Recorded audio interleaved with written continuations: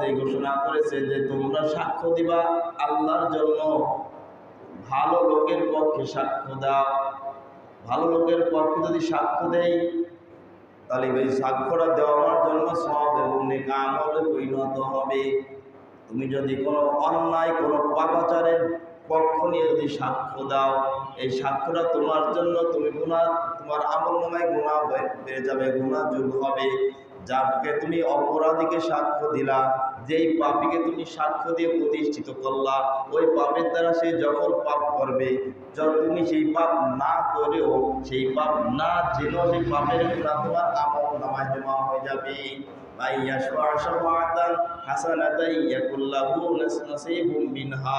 যারা ভালো কাজের নেক কাজ করার জন্য, ভালো কাজের জন্য যোগ্য ব্যক্তিকে সাক্ষ্য প্রদান করে, এই যোগ্য ব্যক্তিকে যখন সাক্ষ্য প্রদান করে আল্লাহর জন্য, এই যোগ্য প্রার্থী যখন, যোগ্য লোক যখন সফলতা অর্জন করে, যত নেক কাজ করবে, যত ভালো কাজ করবে, এই ভালো কাজ করার দ্বারা তার আমল নামায় তো নেক আমল জমা হবে।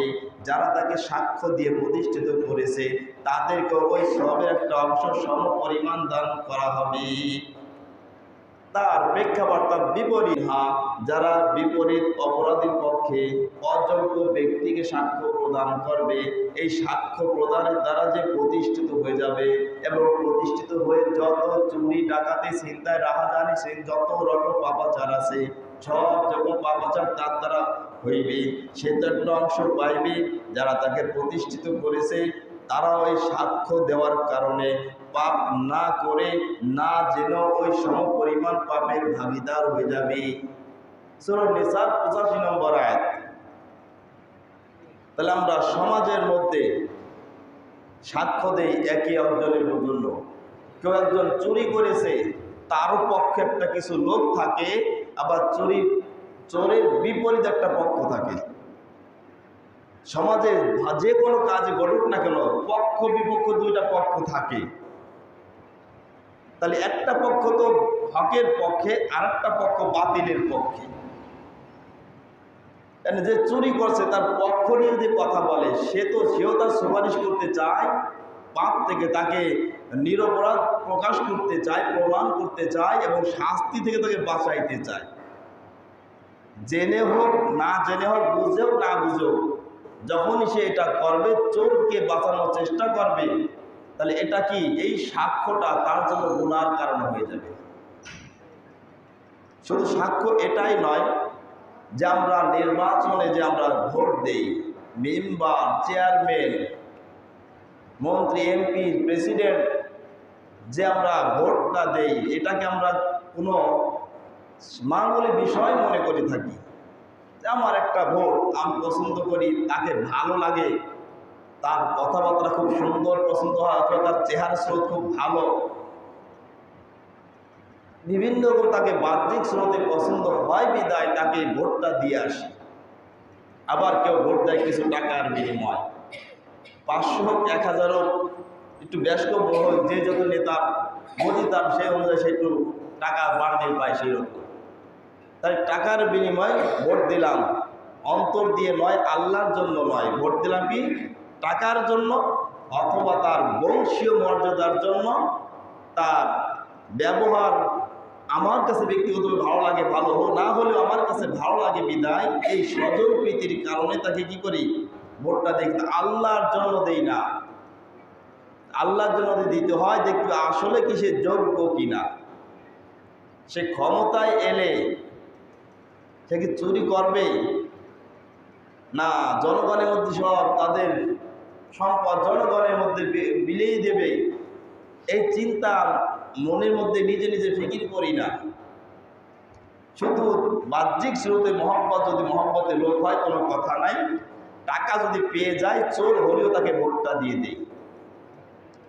কারণ যারা একবার ক্ষমতায় আসে তাদেরকে তো চিনতে বাকি থাকে না। এরপরও কেন চিনি না, টাকার জন্য, স্বার্থের জন্য চেনার চেষ্টা করি না। একই চোর দ্বিতীয়বার কিভাবে ক্ষমতায় আসতে পারে? এই বোকা জনগণকে অল্প কিছু স্বার্থের বিনিময় নিজের জীবনটা বরবাদ করতেছে। চুরি করে নাই, চুরির অপরাধী তার আমল নামায় গুনাহ জমা হইতেছে। জেনা করে নাই, জেনার গুনাহ তার আমল নামায় জমা হইতেছে। ডাকাতি করে নাই, ছিনতাই করে নাই, খুন করে নাই, খুন না করে তার খুনের অপরাধ তার আমল নামায় জমা দিছে। কিসের জন্য? ওই অল্প কিছু দুনিয়াবি ফায়দা লুটার জন্য। কিন্তু এই অল্প কিছু ফায়দা দুনিয়াতে পেলাম সাময়িক, আজকে দিল কালকে ওটা শেষ। এইসব টাকা থাকেও না, লাখ লাখ টাকা রাতে আসে, রাতের মধ্যে বিলীন হয়ে যায়। নানান কাজে ওরাই শেষ করে দেয়, এর মধ্যে কোনো বরকত নাই। কিন্তু সে পাইল তো আনন্দের সঙ্গে, ওটা শেষও করলো, কিন্তু মৃত্যুর পর যে বিপদের সম্মুখীন হবে সেই চিন্তা একবারও করলো না। মাইয়াশফা শাফাআতান হাসানাতান ইয়াকুল্লাহু নাসীবুম মিনহা।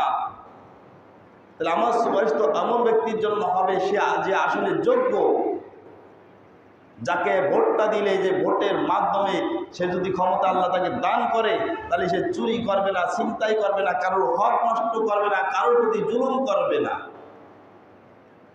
মনের আক্রোশ আছে, পারিবারিক সমস্যা, শত্রুতা রয়েছে, জায়গাজমিন শত্রুতা রয়েছে, ক্ষমতায় এসে সব তাকে একেবারে পরিঠোষা করে তাকে মেরে ফেলা, এমন প্রতিহিংসা থাকবে না। এমন ব্যক্তিকেই তো সুপারিশ যোগ্য যাকে মনে করব। সুন্নতি লিবাস যার মধ্যে আছে, যার মধ্যে নামাজের পাবন্দি রয়েছে, যার মধ্যে জুলুমবাজি নাই, যার মধ্যে মিথ্যাচারী নাই, যার মধ্যে ঠকবাজি নাই, এমন আলামত যার মধ্যে পাই, তাকেই তো আমরা সাক্ষ্য দেব, আর নিজের স্বার্থের জন্য নয়, আল্লাহর জন্য। পাকিস্তানের দেশটিক যে তাকি উসমানী, আল্লামা তাকি উসমানী, উনি একজন বড় উপমহাদেশের একজন বড় একজন আলেম, আবার বিচারক। উনি একটা সময় এই যে ছাত্ররা যে পরীক্ষা দেয়, এই পরীক্ষার খাতা দেখার জন্য ওনার কাছে খাতা আসতো। তো যখন উনি এই দায়িত্বটা পেল, যে যারা এসএসসি ইন্টারভিউ বড় পরীক্ষা যারা দেয়, সেই খাতাগুলো উনি দেখার দায়িত্ব যখন পেল, ওনার কাছে সুপারিশ আর শেষ নাই। নানানজন যারা কোনোদিন ওনাকে কল্পনাও করে নাই, ওনার নাম মুখ্য জীবনে চিন্তাও মুখেও আনে নাই, তারাও ওনার সামনে চলে আসে সুপারিশের জন্য নাম্বারের লিস্ট নিয়ে। এই নাম্বার, এই লিস্টের নাম্বারগুলো একটু ভালো করে দেখেন। আল্লামা তাকি উসমানী কি বলতেন, এগুলো নাম্বারের কি প্রয়োজন আছে? আমি তো জুলুম করব না, কারোর প্রতি জুলুম করবো না, ইনসাফের দৃষ্টিতে আমি খাতা দেখবো, কাউকে ঠকাইব না।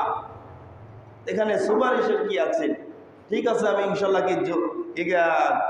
আমি ইনসাফের ভিত্তিতে দেখব। এমন দেখতে দেখতে দেখতে এক পর্যায়ে এক আলেমও আসছে, কিছু লিস্ট নিয়ে, রোল নামের লিস্ট নিয়ে একটা কাগজ নিয়ে আসছে, হুজুর এইগুলো একটু দেখেন। তখন হুজুর অবাক হয়ে বলল, আপনিও এই কাজ করলেন? আপনি কিভাবে সুপারিশ করতে পারেন? যদি কেউ ফেল করে তাকে আমি কি পাশ করাই দিব? তো এখানে কি যদি একটা ছাত্র যদি ফেলও করে, তাকে যদি পাশ করায় দেওয়ার জন্য কেউ সুপারিশ করে, এই সুপারিশ আপনাদের বিবেকে কি বলে, ভালো না মন্দ? বিবেকের কাছে প্রশ্ন করে দেখেন।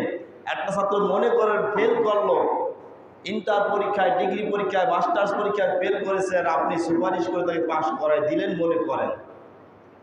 এরপরে এই অযোগ্যকে যোগ্য পদে সুপারিশ করে তো উঠাই দেন, এটা কি ন্যায় হবে না অন্যায় হবে? অবশ্যই অন্যায় হবে। সে যোগ্যতা সে অর্জন করতে পারে নাই। এইভাবে আল্লাহ রাসূল সাল্লাল্লাহু আলাইহি ওয়াসাল্লাম দরবারে এক ব্যক্তি এসে সুপারিশ করছে চোরের পক্ষে। আল্লাহ রাসূল কি বলছেন? রাগান্বিত হয়েছেন, চোরের জন্য সুপারিশ? যদি চোরটা আমার কন্যা ফাতেমা হতো, বুখারী শরীফের হাদিস, যদি আমার কন্যা ফাতেমা হতো তার হাত কেটে দিতাম, আর তুমি চোরের জন্য সুপারিশ নিয়ে আসছো আমার কাছে। তাহলে সুপারিশ কেউ করতে বললেও কি করা যাইবে না, যদি সেটা অযোগ্য লোক হয়ে থাকে, বেইনসাফ হয়ে থাকে। ইনসাফের দৃষ্টিতে আল্লাহর জন্য যোগ্য লোকের জন্য সাক্ষ্য দিবেন, তাহলে এই সাক্ষ্যটা আপনার জন্য নেক আমলে পরিণত হবে। ওই যোগ্য লোক যখন পদে বসে যত নেক কাজ করবে, সেই নেক কাজ আপনার জানা নাই, তারও একটা সওয়াব আপনি পেয়ে যাবেন। যদি অযোগ্য লোককে কিছু টাকার জন্য, কিছু স্বার্থের জন্য, দুনিয়াবি ফায়দার জন্য অথবা স্বজন প্রীতির জন্য, মহব্বতের জন্য যদি অযোগ্য লোককে ভোটটা দেন, আর তাকে যদি আল্লাহ অযোগ্য লোকের পক্ষে মানুষ বেশি ধাবিত হওয়ার কারণে সে দায়িত্ব পেয়ে যায়, যত অপরাধ করবে, অপরাধ আপনি জানেন না, শোনেন না, করেন নাই, তারপর তার একটা ভাগ আপনি পেয়ে যাবেন।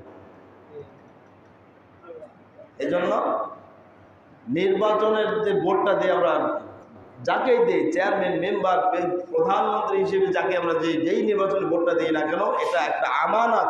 সাক্ষ্য প্রদান, আল্লাহকে সাক্ষ্য দিচ্ছে আল্লাহ, আমি যাকে ভোট দিতেছি আসলে তাকে যোগ্য মনে করি, সে ভালো কাজ, ভালো লোক মনে করি, সে চুরি করবে না, ডাকাতি করবে না, জুলুম করবে না, কাউকে ঠকাইবে না,